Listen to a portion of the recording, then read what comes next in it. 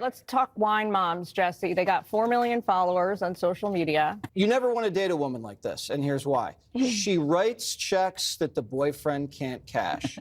You stay far away. It's an hour of hate speech. And I don't even know what hate speech is, but if a right-winger was saying this, they'd be deplatformed. And doesn't it say a lot about the Democratic Party that they actually have people gravitating to this show? You should work on the face, though. But anyway.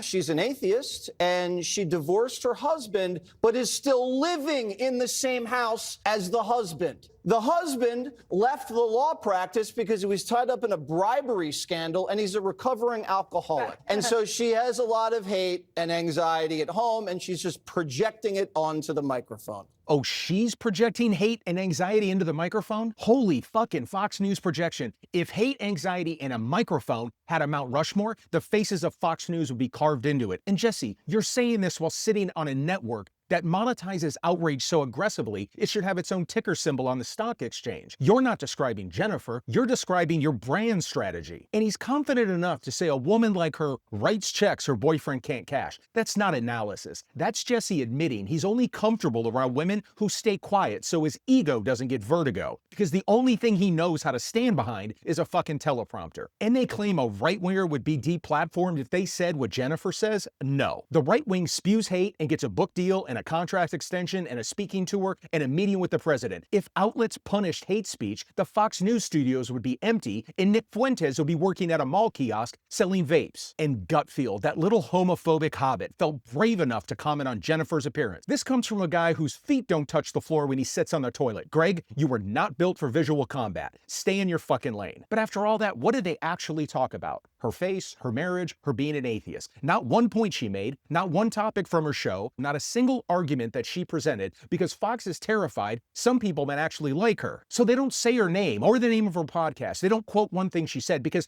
the moment they do that, people might go look her up and find out she's funny and smart and sharp and pulling millions of followers without selling fake fear for rent money. Fox makes it personal because they can't make it intellectual. They weren't trying to win a debate with her. They were trying to discredit her existence. That means she didn't just strike a nerve, she hit their spinal cord. And that's why they're worried, and that's why she's winning. And remember, I'm not the dark left. Together, we're the dark left. Please join me in stepping out of the dark and into the fight.